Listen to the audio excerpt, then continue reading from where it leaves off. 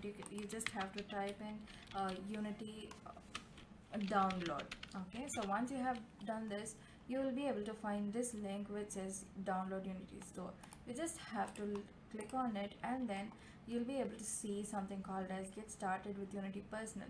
So when it comes to using Unity Unity game engine, you will be having different license versions, which is one where this personal, which is absolutely free of cost, which you need not have to pay anything to Unity in order to download it.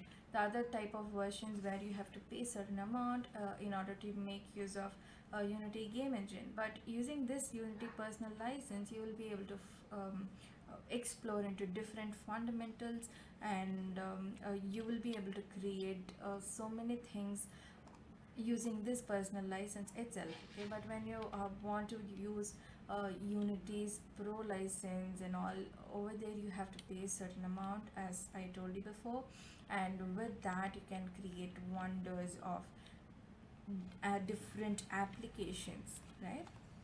So here now when we are seeing this interface, I'm just going to click on this terms and conditions. Okay, and then if you give download Unity Hub, an exe file will start getting to download in your local disk.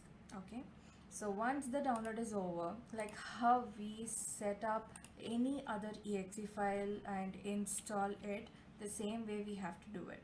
So once the installation process is over, you will be able to see an interface like that. To install a new editor version, what you have to do is you just have to click on this install editor option, which is right over here, and then you will be able to see different other versions which are shown. Okay, so usually the versions which show this LTS, okay, so long-term support.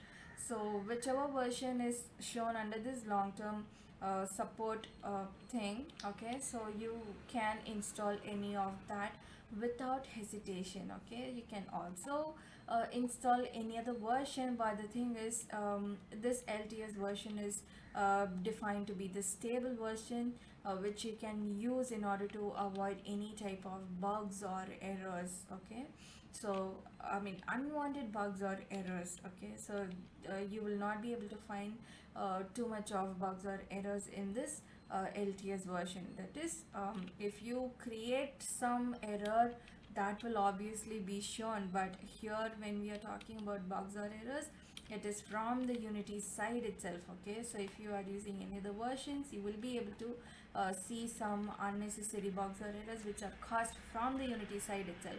So if you are using this LTS version, you will be able to avoid those unnecessary bugs or errors, right? So that is what. Now once you have chosen which version you want to download, you just have to click on the install button, which is shown next to the LTS support. Okay, so now I'm just going to choose this 2021 version, and once I have chosen, it'll ask me to add modules. Okay, so here what does it mean by this dev tools and the platforms? Okay, so there are two different things. So one is this dev tools and the other one is platforms.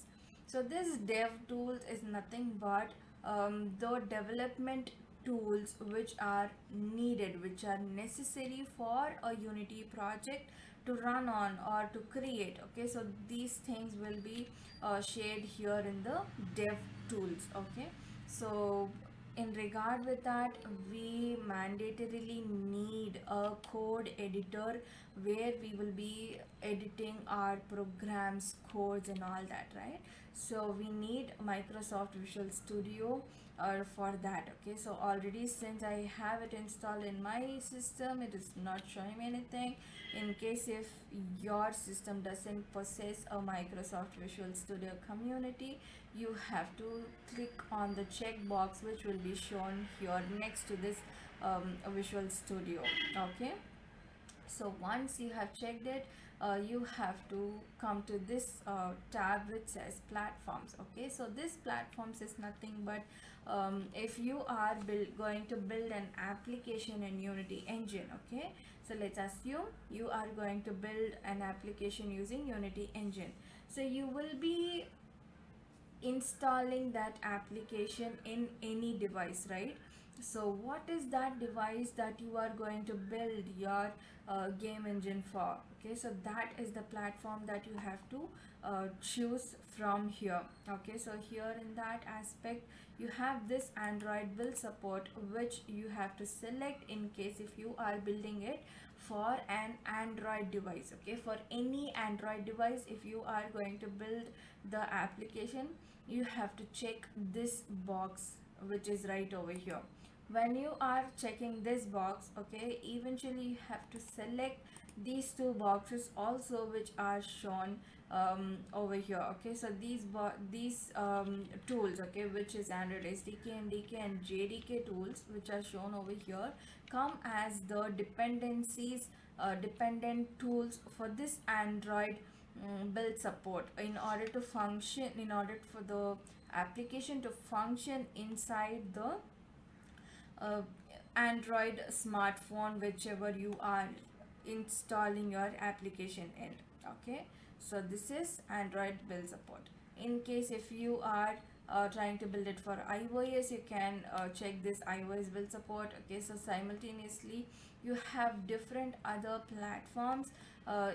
Whichever platform you want to deploy your application in, you will be checking that particular box, and then if you just click on continue. Okay, so now it is not letting me to continue because whatever we have checked here, okay, so it comes around 12 GB of size. Okay, which means the editor version itself is around 12 GB of size, but the available size that I have in my local disk is around just 1 GB, which is where it is not letting me to install a new editor version. Okay, but when it comes to you, you have to mandatorily have the required space that the Unity hub is requiring you to keep. Okay, so only then you will be able to install the particular editor version, and then you will be able to start with the Unity game engine. Okay, so now once you have selected all the platforms which are necessary, okay, what I would suggest is whichever platform you are going to build the applications for. Okay, so if you definitely know that you are just going to build the applications just for Android or just for iOS or whatever it is, okay, so just you have to click on that respective platform, and then you have to click on install. Okay, so once you hit on this install button, you will be then redirected to another tab which will ask you to agree some terms and conditions, and then if you click on install, then that version will be started to get installed in your local disk. Okay, so once the install is over, then you will be able to find this version